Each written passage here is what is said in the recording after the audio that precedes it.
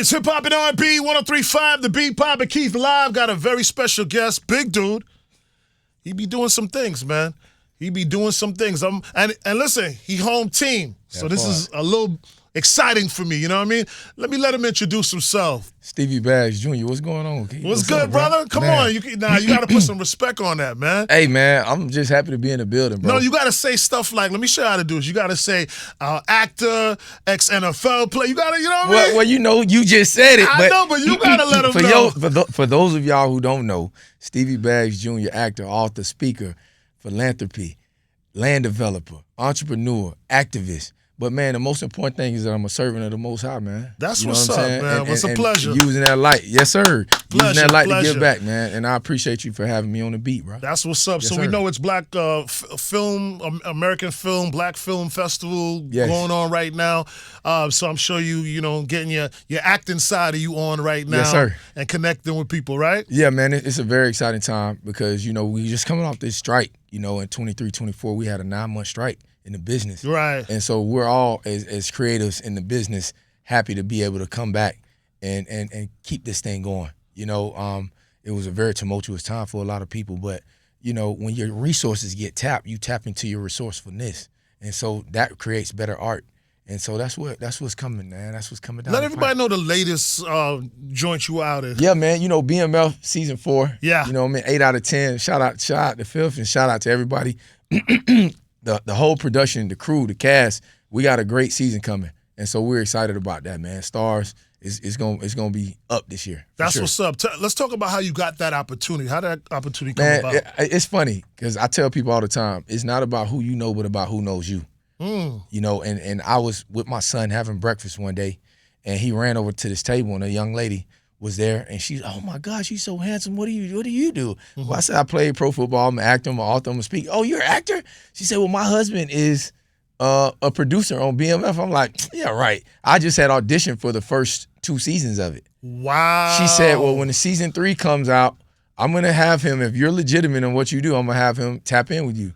I got the audition from my agent. I sent it to her. She sent it to him. We connected.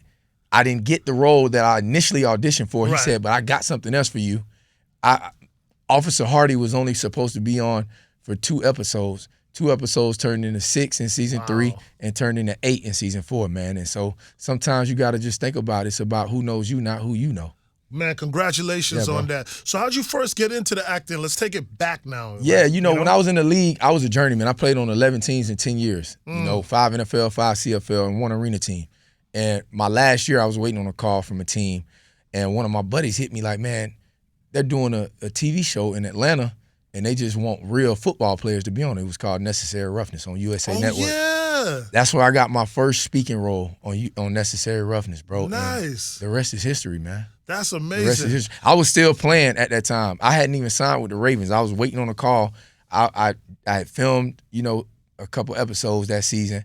I got a call to go back, and then and when I got done with the football stuff, man, the TV film was just a synergistic vibe that just happened. Well, yeah. I mean, we've had a few players that went on to do that. Thomas, Yeah, I know T. Yeah, for sure. What year were you with the Ravens? The Super Bowl year? Yep.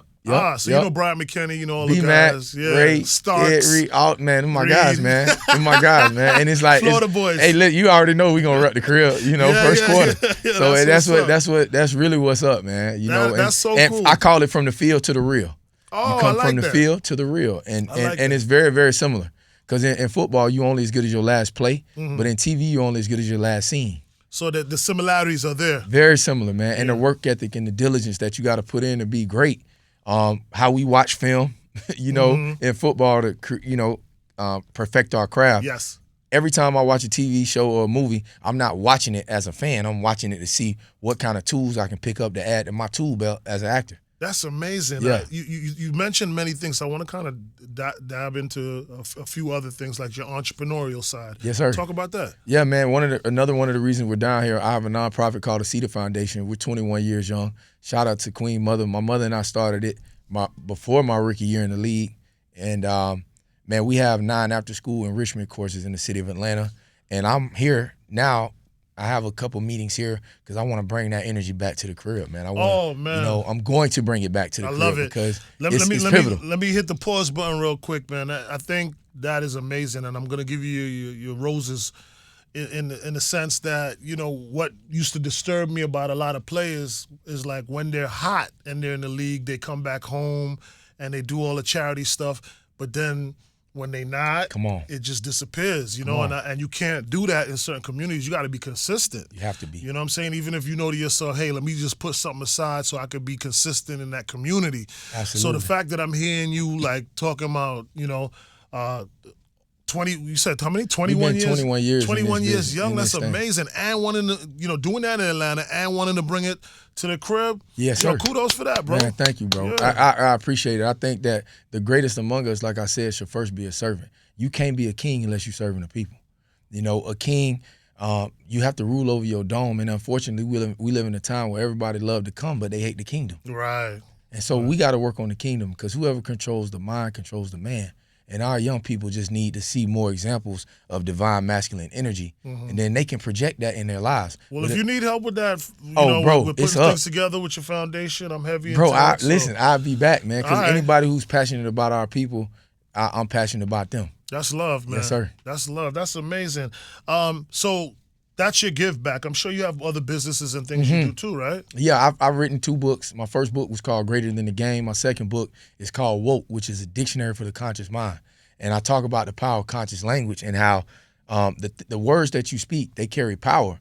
But on another level, your thoughts will shape your reality. And so for all the people out there that's listening, if you don't like your habitat, because your habitat is where you're at, then you got to shift your habits. And if you don't like your personal reality, then you got to shift your personality. And a lot of the times that comes with the thoughts. As a man, you're a poet too, bro. Man, and you better know it. And I'm on the radio so I can show it. You feel me? Yeah. But yeah, bro.